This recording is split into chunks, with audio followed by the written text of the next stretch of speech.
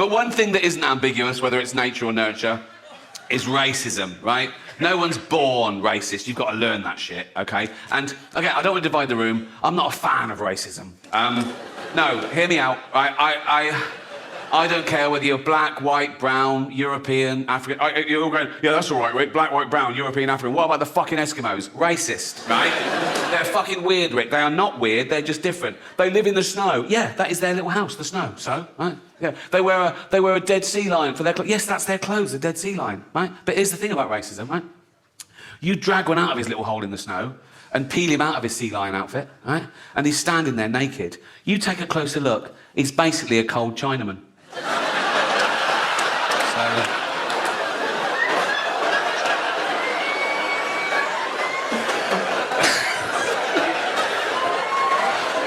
I know you can't say Chinaman anymore, right? I can't believe you ever could, because that is the laziest labelling of a demographic I've ever heard, right? So the first one lands on our shores, and we gather around going, what the fuck, where are you from, right?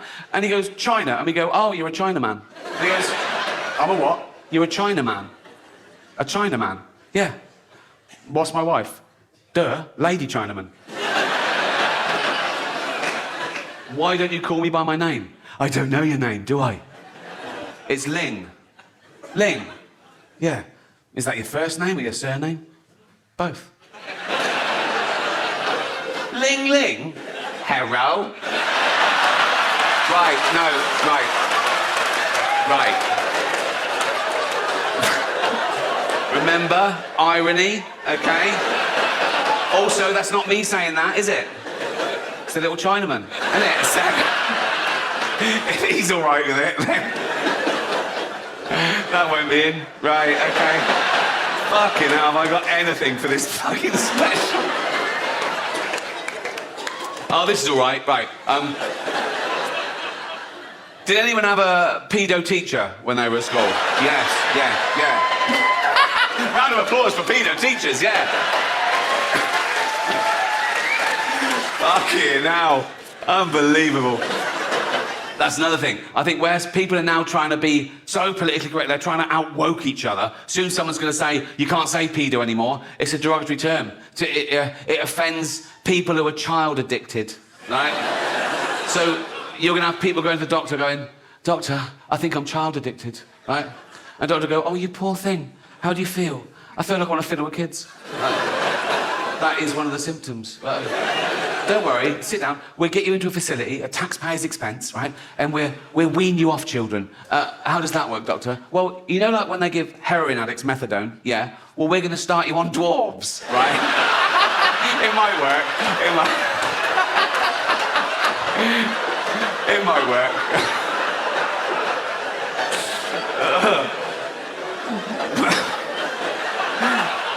How does that work, Doc? Well, let me think. I haven't thought it through. Right, okay, no.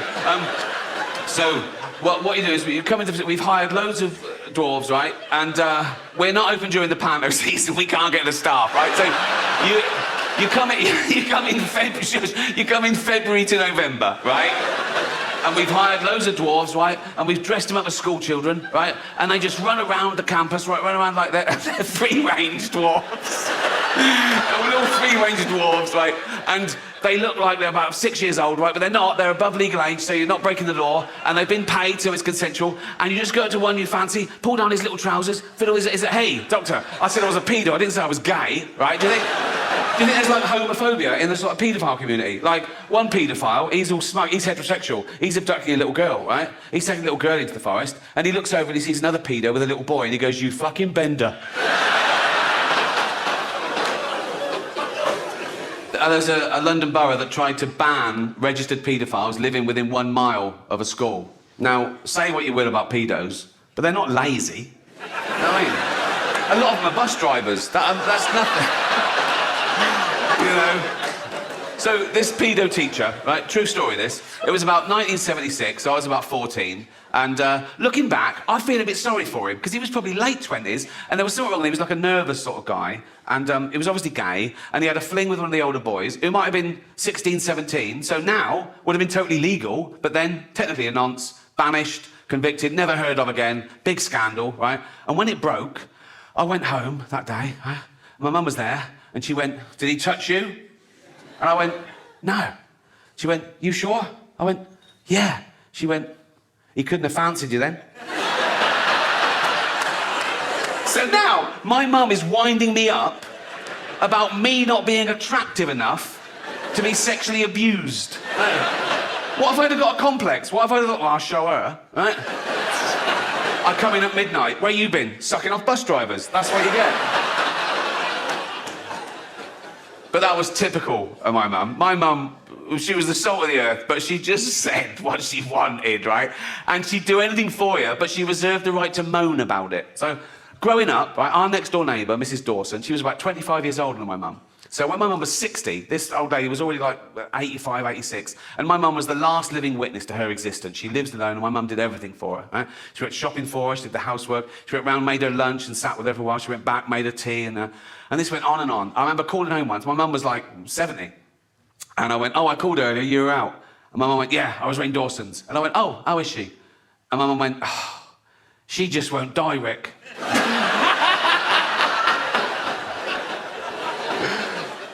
I have very fond memories of growing up in Reading, which is why I never go back. But wherever I am in the world, I always bump into someone from Reading. They go, "I'm a Reading boy." I go, "Oh, good, that should be enough." But it never is. They always want more. They say things like, "Oh, yeah, you know Norman Taylor, don't you?" I go, "I never know this person." I go, "Oh, no." They go, "Yeah, he knows you." "Yeah, I'm on the telly, mate." "You went to Ashmead School, didn't you?" I went, Yeah. "You know Pete Shepherd." "Oh, when was he there?" 1993. "Yeah, I was 31, mate. I was 30. He knows you, does he? Has he got a telly?" "Yeah." That's what's happened here. But I do like old stories, and I don't tell showbiz stories. They're boring to me. I like real stories, and whenever I'm working up a tour, I try and think of things that's happened to me and how my life's changed. And I thought of one for this tour, and it was hugging. Right? No one's been hugging for the last couple of years, right? Which I preferred. I liked that. I never liked hugging. I liked it when you couldn't hug, right? I always felt awkward. I never know when to hug. I didn't hug anyone growing up. I didn't hug anyone until I came to London. People were like a working class kid on an estate in Reading. You don't hug people. You don't hug your fucking dad or your granddad or your brother. You wind them up. You take the piss. That's our hug, right? I'll give you an example. We were at my dad's funeral, and I was out in the graveyard with my brother Bob, right? Bob was having a cigarette, right? And our Uncle Mike came along. We hadn't seen Mike for like 25 years. Last time we saw him he was like 50, and now he's like 75. He hadn't aged well. He was an old man, right? And he came up to us and he went, "Hello, boys." And Bob sort of looked at him and recognised him and went, "Fuck me." Like that, right?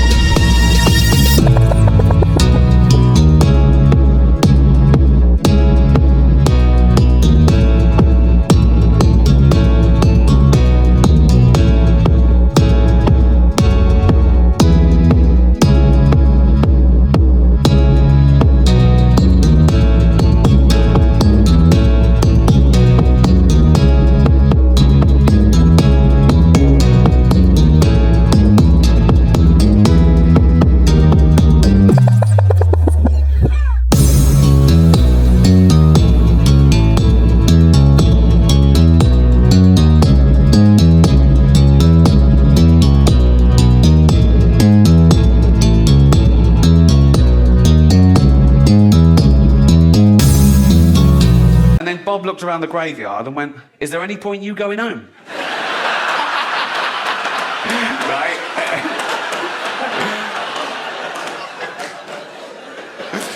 And Uncle Mike laughed and went, "Always nice to see you, Bobby," like that. And that was their hug. Do you know what I mean? I'll give you another example. When I left school, my best mate was a bloke called Mark, right? We did everything together. We took a year out before we went to college to earn money to get pissed, really. And we did. It was the best summer ever. And but then something happened. His grandmother died, and he lived with her, so it was a big deal.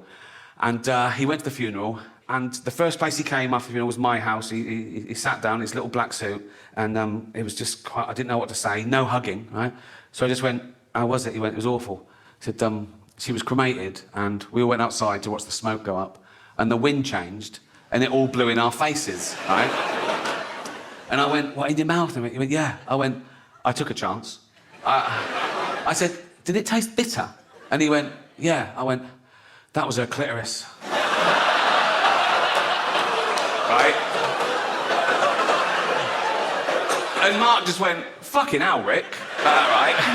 And then he started laughing. And we both, and that was our hug. Do you know what I mean? Oh.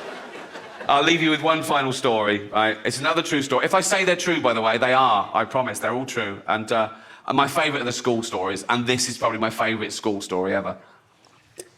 It was 1976 again, so I was about 14. And we had a kid in our class called Gary Masterman.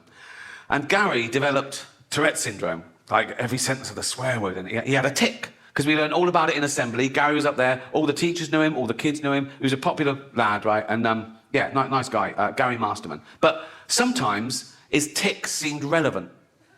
And I'll never forget, we were having this lesson with a young female teacher called Miss Wilkie, right? And she was at the blackboard, and she was doing those calling out suggestions. I can't remember what it was about, but she'd go, Simon, what do you think? Yeah, that's good. Yes, that works, yeah. Brian, what do you... Yeah, good, yeah. And she went, Gary. He went, I'll finger you, miss.